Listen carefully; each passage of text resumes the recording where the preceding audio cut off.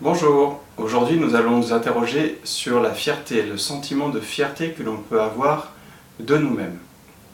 Comme je vous l'ai suggéré sur la semaine consacrée à la foi, les moments où nous avons été fiers de nous peuvent aussi être des moments ressources pour nous aider à progresser et pour nous aider à aller vers l'amour de nous-mêmes et plus généralement pour nous sentir mieux et essayer de mieux nous connaître. Se rendre compte qu'il y a des moments où on est fier de nous et fier de nous à juste titre, c'est-à-dire sans verser dans l'orgueil, où je vous rappelle que dans l'orgueil, on se hisse au-dessus des autres en écrasant un petit peu les autres, en allant égratigner, en rabaissant les autres, ni sans verser dans le narcissisme, où on est dans la pure contemplation subjective de soi et voilà, où on se magnifie à outrance. Être conscient et se donner l'autorisation d'être fier de nous permet, par un autre chemin, d'une autre façon, de nous accepter et d'accéder petit à petit à l'amour de soi.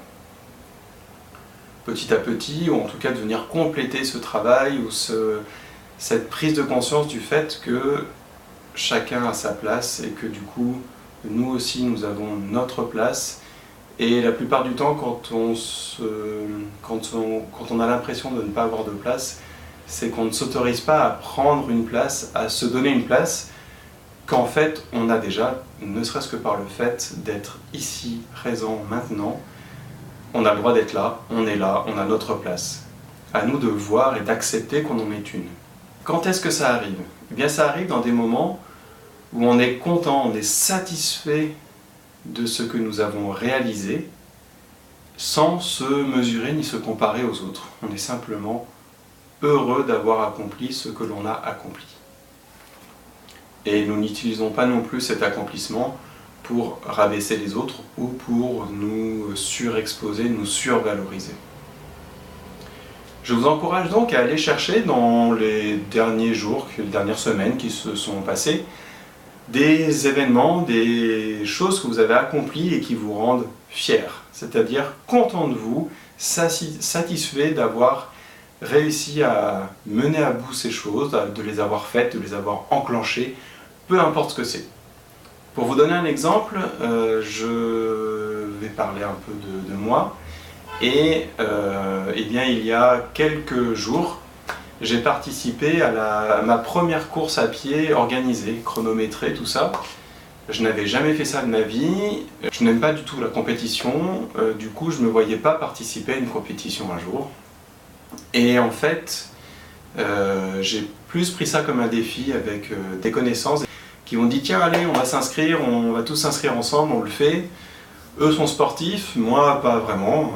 Je me suis quand même dit, allez j'y vais, je prends ça comme un défi et du coup pendant 3 mois je me suis entraîné, je suis allé courir au moins une fois par semaine et c'était une petite distance, hein, c'est très raisonnable, c'est un 8 km et je me suis entraîné au moins une fois par semaine, je me suis inscrit à la course, je me suis présenté à la course, je l'ai fini cette course et je l'ai fini dans l'objectif premier que je m'étais donné en termes de temps.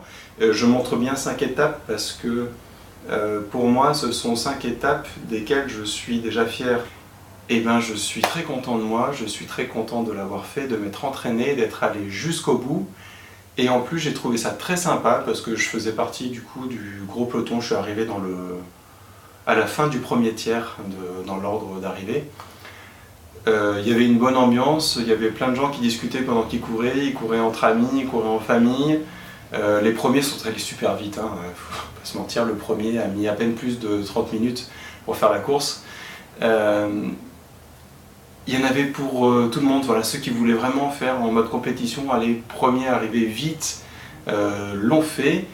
Ceux qui voulaient faire ça plus cool comme moi, eh ben, l'ont fait aussi et ben, au final je suis très content. Et voilà, et du coup je suis fier d'avoir mené ce projet jusqu'au bout, d'avoir participé et d'avoir réussi à tenir mon objectif de courir ça en moins de 50 minutes. Il y aurait d'autres exemples à donner.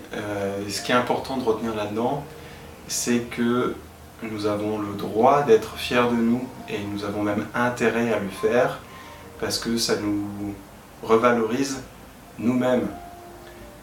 En s'autorisant à être fiers de nous, nous ne dépendons pas du regard des autres. On se reconnaît une valeur, un droit d'exister, un droit d'être là, une légitimité et tout simplement le droit d'être aimé, d'être apprécié. Et ça, c'est essentiel pour pouvoir aller mieux et pour pouvoir faire un plus grand pas vers la connaissance de soi. Plus on s'apprécie, plus on s'accepte, mieux on se connaît, et ensuite mieux on s'accepte, mieux on se connaît, etc., etc. Et plus on est en paix avec nous-mêmes, et du coup plus on est en paix avec les autres, avec ce qui se passe autour de nous. Du coup, je vous encourage vivement à rechercher dans les dernières semaines des accomplissements, des choses que vous avez faites et dont vous êtes fiers de vous.